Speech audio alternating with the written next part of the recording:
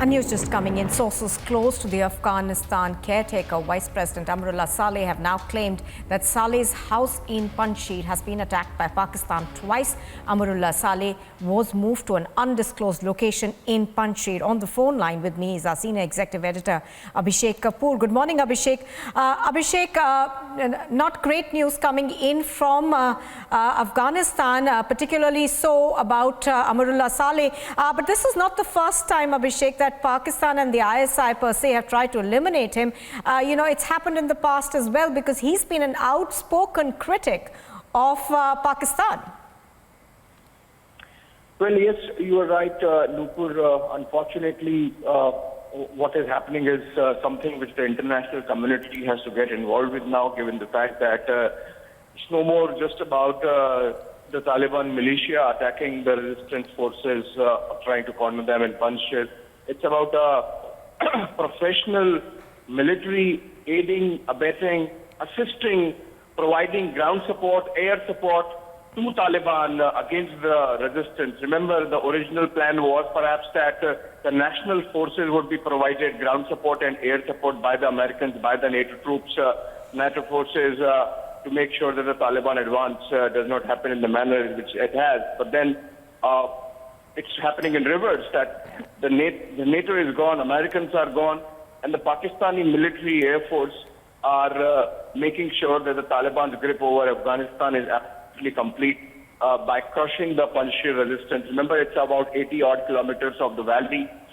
It has two access points, and that's why the resistance was holding up. And now with the use of helicopter gunships, air support, drone strikes, which have been confirmed by the Panjshir resistance forces, I think it's clear that the ISI chief's visit to Pakistan day before yesterday, and perhaps its continued presence there, is having its intended effect so far as Pakistani objectives and Taliban advance is concerned. So, for example, reports from international media and social media suggesting that the governor of Panjshir, Kamaluddin Nizami, he himself has confirmed that over the last night there have been regular bombings carried out at various positions inside the Panjshir Valley of the resistance forces using drones.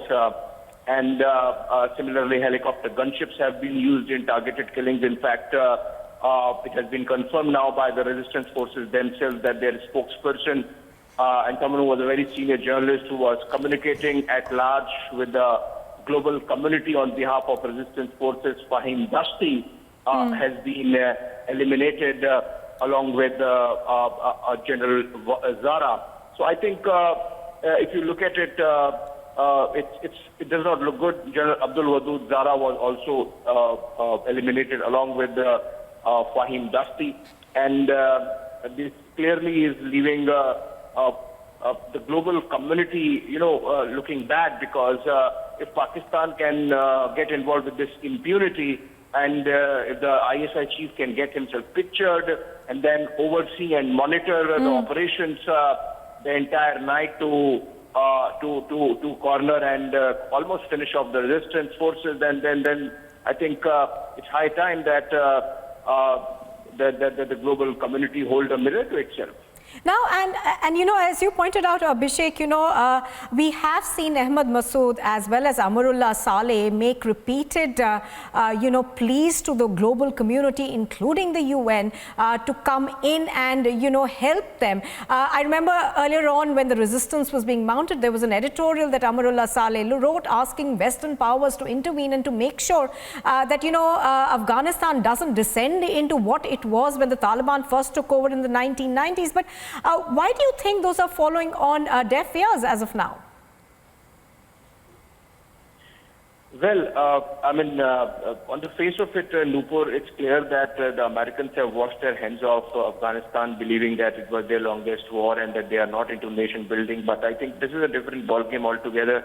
There seems to be a deal in place, and they really don't care anymore.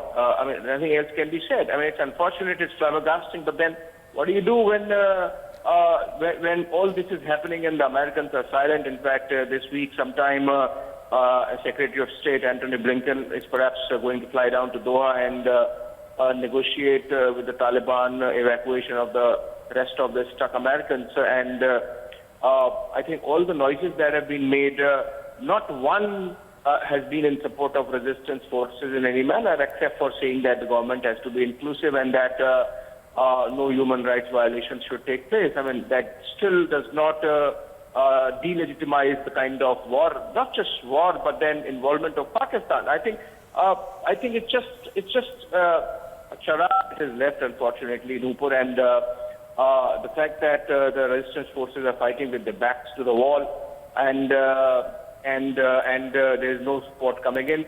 I think it's just a clear indication that led by United Nations, led by NATO, the international community has effectively surrendered before a terror militia. Right, absolutely, Abhishek. And part of the plan, as you said, was to travel to Doha to perhaps talk to the Taliban. But how do you talk to terrorists? How do you talk to, people who are still, in a sense, repressing women, whose ideology hasn't changed at all? And how does the West allow for this? Well, we have seen that in Kabul, perhaps the Taliban might have been a little restrained. And what restrained? In fact, in the celebratory fire, 16, 17 people lost their lives. The ground troops remain same.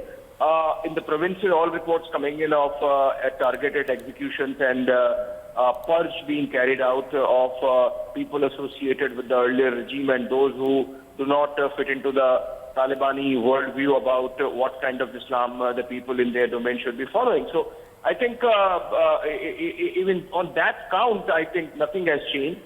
In fact, Taliban perhaps are just waiting for a few recognitions coming in, beginning with China and Qatar perhaps, and then Pakistan and Russia and maybe dozen odd countries. And then perhaps they would be letting loose their reign of terror or whatever they understand of their governance.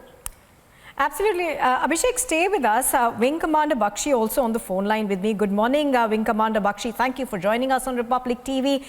Wing Commander Bakshi, what do you make of the situation that's unfurling in Afghanistan as of now? We are told that the Pakistan, of course, is directly involved in the fight against the resistance in Panjshir, and also we are now hearing that there was an attempt perhaps on the life of Amrullah Saleh a short while ago. We are told that Saleh's house in Panjshir was attacked by Pakistan twice.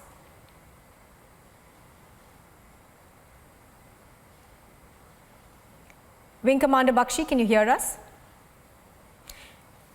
All right, I don't think we've got him yet. Let's go back to Abhishek on this. Abhishek, all of this, of course, coincides with the visit of Lieutenant General Faiz Ahmad, who's even currently in Afghanistan. And interestingly, Abhishek, when he stepped into Kabul, the first thing he said was, everything's going to be all right now. What does that even mean? It's for the whole community to see. Such in your eye attitude, finger in your eye attitude, and almost showing off that we are here to control this puppet regime and whatever it takes. That was the attitude, whatever it takes. If you look at the body language of General Faiz and subsequently the developments over the last 24 hours, it's clear that he was there for a specific purpose, apart from papering over the differences between various factions of Taliban to make sure that there is a government in place and all those who are in it are those who are approved and screened by Pakistanis themselves. The fact that he's effectively supervising the operations against the Panjshir resistance clearly shows that I think there is no concern whatsoever left for what the world community thinks. Absolutely. Abhishek, stay with us. Wing Commander Bakshi, I believe, is back with us on the phone line. Good morning once again. Wing Commander, what do you make of the situation as it is unfolding in Afghanistan? Currently, we are told that Amrullah Saleh has been attacked by Pakistan. Obviously, we are not surprised at all because, there have been attempts made on his life before as well, because he's been an outspoken critic of Pakistan. But how do you see this now evolving? Absolutely, we are stating the obvious. We all know that Pakistan, first 30,000 troops which advanced along with Taliban on Afghanistan meant business. And after having achieved their partial objective. Now they are going to complete the total objective by subduing Panjshir, and that's what they are doing. Pakistan is blatantly now using its weaponry openly, and as you know, the China's total support, Pakistan's total support, Russia acknowledging it, all the Islamic countries standing by them, Turkey is standing by them. I think Taliban has got all his flags flying.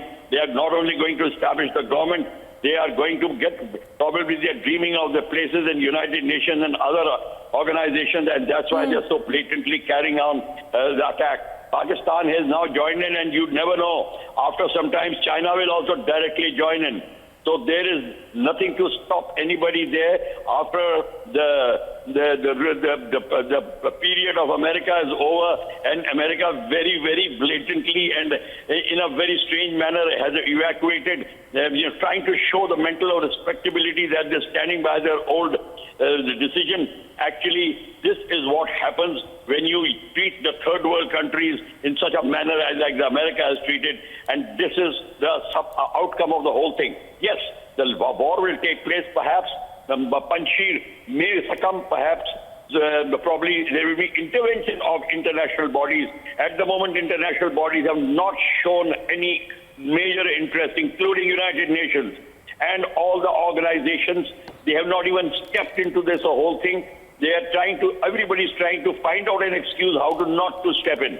So this is what is basically the poor outcome of the whole thing, and the humanity is suffering. But India has to watch out for this. All this commentary will come to a naught until we talk about India's security. That India's security is now being threatened directly with the blatancy of China and Pakistan involved in the region. Our JNK, POK, JNK, everything is now under, it's already porous, now it is under threat. So either now we take drastic steps by strengthening our position in POK, whether we take those bases inside where the terrorists are launching, or we take the POK. But let me tell you one thing, our internal security in JNK is also in question.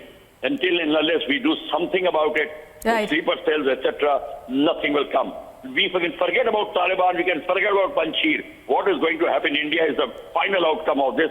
All the organizations are aiming to dismember Kashmir, and that is the whole game. Absolutely, Wing Commander Bakshi, as you're pointing out, of course, there's a critical meeting that the MHA is holding today with all stakeholders in Jammu and Kashmir. But for the moment, Wing Commander, thank you for joining us.